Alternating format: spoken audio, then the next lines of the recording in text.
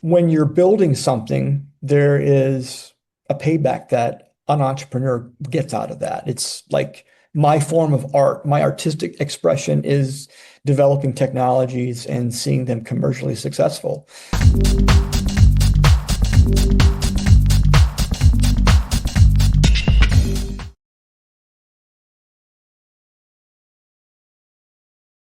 We're celebrating Auckland Startup Week, the inaugural Startup Week happening October 20th to the 24th.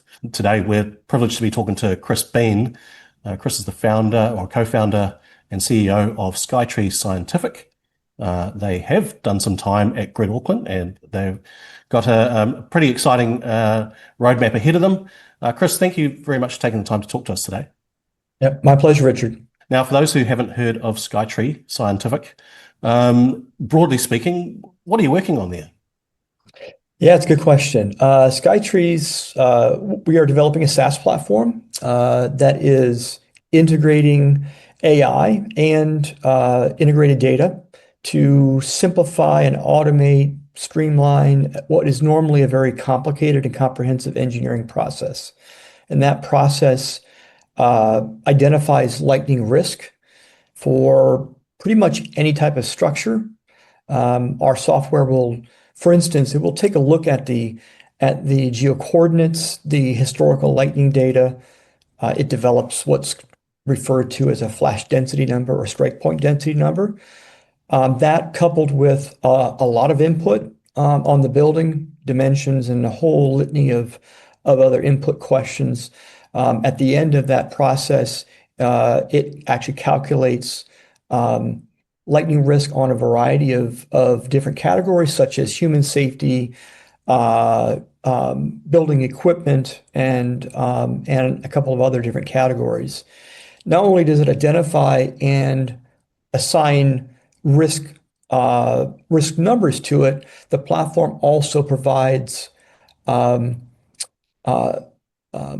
mitigation measures that can be applied or protection measures that can be applied. So you can look at the before and the after.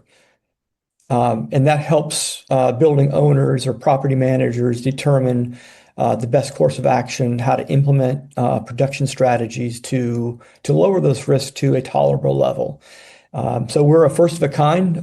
Currently, there isn't another platform available that does what we do. Most other, when current users are performing lightning risk assessment studies, currently they're either doing it manually, and it's surprising that that's still happening, or they're using a simplified Excel spreadsheet, or in some cases, a simplified calculation tool. So our platform really advances this process considerably by leaps and bounds. Okay, so at a high level, you're essentially helping building owners, property managers, anyone worried about lightning strikes on their properties. And so your platform is helping them to predict lightning. Would that be right? I think that is part of the process, although I would use predict a little bit carefully. When we're looking at the data, we're looking at a 10-year average to calculate what that flash density or strike point density number is. And that is the first critical piece of information that goes into the process. So we are taking a look at what's taken place over time at those particular GPS coordinates, for instance, and it's extremely accurate. So the data helps us to determine what the likely strike risk is to that building. But more specifically, besides that, we're looking at the particulars of that building. For instance, does it have flammables, explosives? Does it have human occupancy issues, such as like a hospital or an assisted living facility where there might be ingress, egress issues?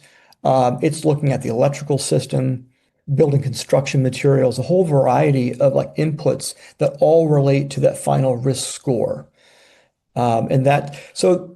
Going back to what you kind of asked a little bit about the customers, obviously the end users are obvious. It's the building owners, homeowners, factory owners, whatever that type of structure may be. But our clients are typically going to be electrical or consulting engineering firms. They're going to be lightning protection companies, insurance companies, government agencies, and power utility companies. Those are just some of the primary users of our platform. Can we talk quickly about the impact then? So can you give us a sense of the size of the problem, either, financially or lightning strikes and building damage or something like that? Be happy to. One thing I want to emphasize first on that when it comes to impact, one thing that's driving this industry, and I mean the whole lightning protection, lightning technology industry is climate change. When you look globally, depending upon where you are in the world, lightning frequency increase is already 10 to 40% what it was 5 years ago. So patterns are changing significantly, frequencies increasing across the globe, and that's putting stress and pressure on geographies that historically haven't had much of a lightning problem. Suddenly, they're faced with a new force of nature that they've never had to deal with before.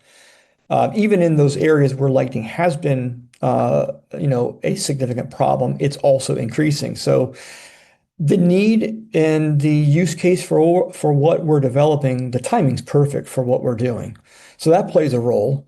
But when you look at the size of the problem, just for instance, in the US alone, there's 10 plus billion dollars of lightning related losses per year. I mean, it's a staggering amount, and that continues to grow.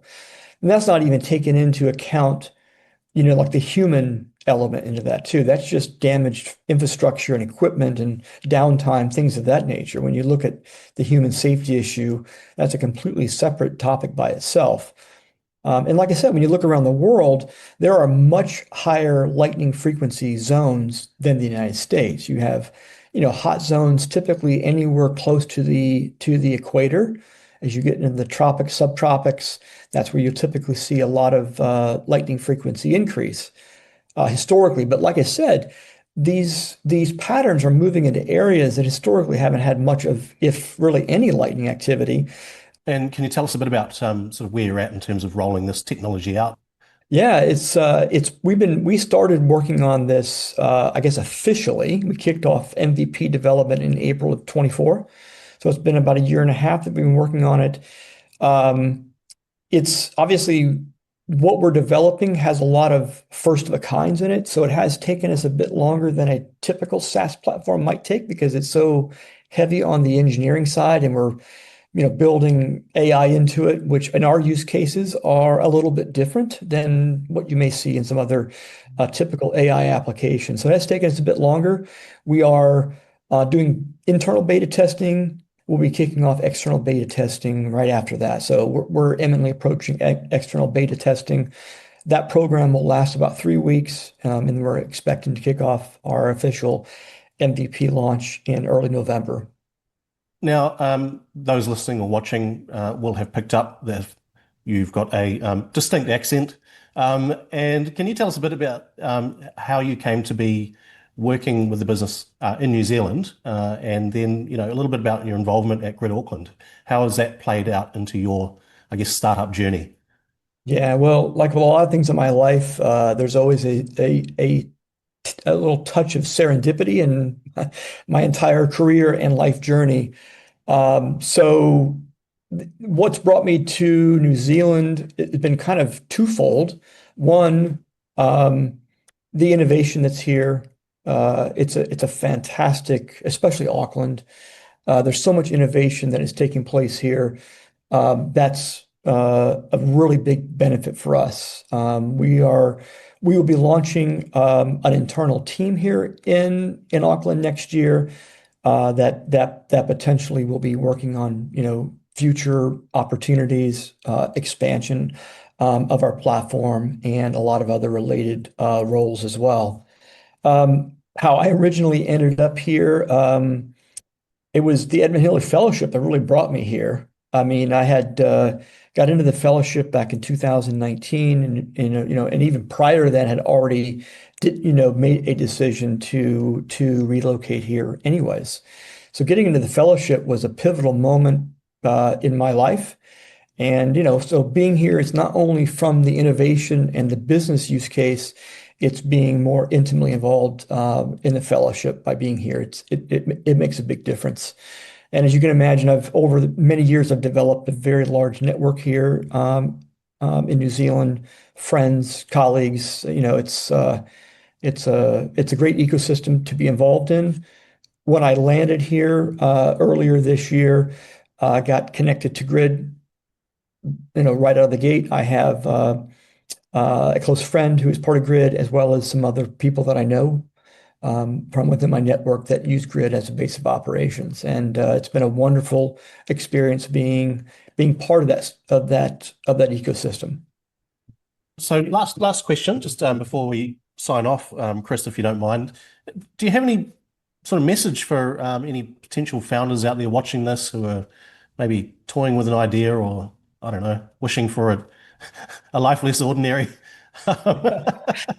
Well, as I'm sure you know well, Richard, and probably many of your audience, the entrepreneurial journeys, it can be tough. It's not an easy life, but there's a lot of rewards with it. And I think much of that depends upon the individual's risk tolerance, and it comes with its wounds. It's not always friendly, but the end result can oftentimes be extremely rewarding. And I'm not talking about that simply in just a financial sense.